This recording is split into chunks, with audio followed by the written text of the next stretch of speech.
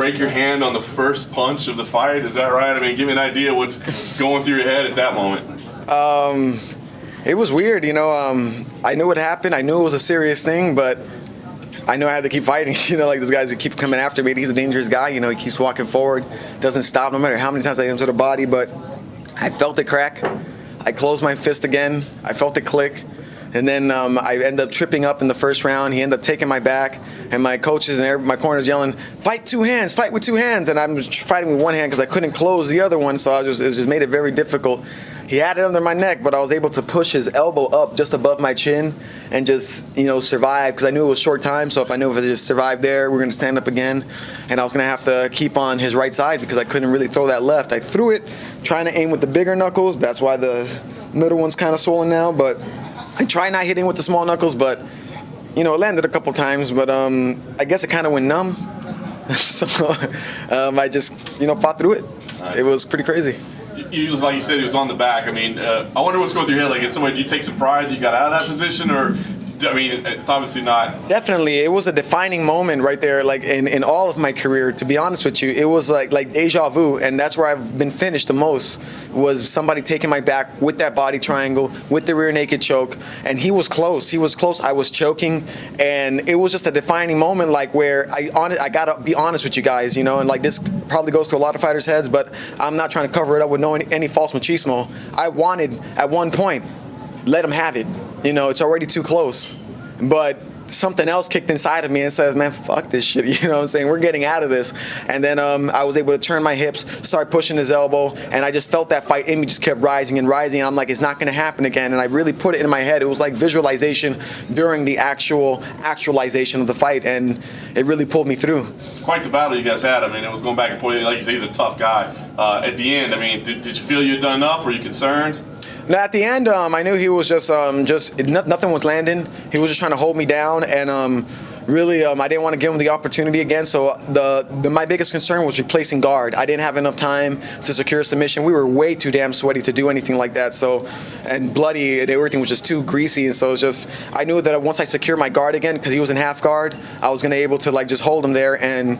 He didn't have enough time to do anything. He was just throwing wild just to be active and busy, and he was just waiting for me to do something to slip up. So I heard the 10-second marker, and I'm like, even if I stand up, it's not going to change anything. I busted him up too much, and, we exchanged a lot of good blows, but I knew I got the better of him every single time and in the combinations. Having that gut check moment that you had, man, I mean, do you feel like this does something for you as a martial artist? I mean, that this is like a turning point or something, a launching point for something new? Well, definitely. Coach Crouch, we were talking about it before, and I think he said it the best when I was trying to explain it. I'm not a prize fighter, I'm not a fighter in general, I'm a martial artist, and I do this not for anything but to answer a question. So it's just really to getting to know myself, really to express myself and understand who I am and where do I stand against the best fighters in the world. So I think that answered the big question in my heart, how much heart do I have? How much fight do I have in me? Do I really want to be here? And every time I step inside that cage, it's yes. It's damn yes. Did you prepare differently for this fight compared to your others? Yes, actually, yeah. I took jiu-jitsu a lot more seriously. I started training a lot more, threw on the gi, and I hit all the classes, as much classes as I could, as much my body could take, and it was very draining and very tiring and frustrating at times, but I really embraced that grind, and I think that's one of the biggest turning points. It made me feel more comfortable just being able to avoid takedowns, or if I did get taken down, I knew I can fight through it. And I think that was one of the biggest defining moments when he had my back, that I knew I've been here before too many times to give up at that moment. You got to take some time off of your hand, but what's next for you? Well, let's see how much time we got to take off. I can move it now. I couldn't move it before. Now I have some range of motion, so it might not be as bad as I thought it was, but I'm pretty sure it's still broken. But I heal pretty damn fast, so we'll see what's up. Bruce Leroy, can we see it? Can you show it to us? Hey, I was very surprised. Doing medical evaluation there? Yeah, it doesn't look broken.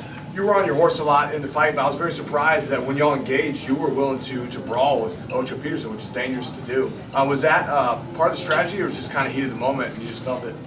Well, no, honestly, after we exchanged a couple times, and it's not taking away anything away from him, but I knew he was throwing just to engage a clinch or to engage takedown. His punches, some of them were landing hard, but decently hard, but it was nothing that made me feel like I was in trouble. He was throwing to close the distance, so I knew that when I was inside that pocket and I was throwing, I was hurting him, and it wasn't necessarily the same exchange. But he was coming forward. He was throwing a lot. I did try to cover and move and dodge a whole bunch as well. I don't want to get hit by something thinking that he's throwing soft, because it could be just that slight one that clips you. But other than that, I knew that I felt comfortable in there, and I do it a lot in the gym. You know, I'm not afraid to stand there and bang, and we all know that from my previous histories of all my fights. If you want to stand there and throw with me, I'm going to throw with you. So, no, I wasn't really concerned. Who are your main sparring partners to prepare for Ocho Pierce? He has a distinct style. He moves forward a lot. He's very aggressive. Well, we have a lot of great aggressive wrestlers, you know, at the lab that I sparred with. Alex Arredondo, Vince Arredondo, both twins, you know, they really push the pace a lot. We have Tommy McClellan, that was one of my sparring partners. Benson Henderson was one of my main sparring partners. So people with that apply that pressure, you know, that incredible pressure, non-stop cardio, just keep coming forward, closing that distance. I think those were the greatest sparring partners I could have. And last question for me. I saw a little psychological warfare, and they kept smiling at him, and I know that really gets under his skin. You felt like that threw him off his game at all?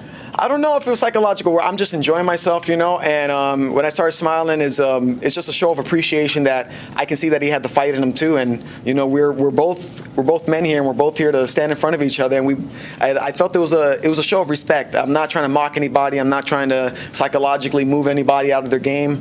It was just, you know, like, fuck, man, we're here, you know? Good job. Let's do this. Does that go hand in hand with your intro song?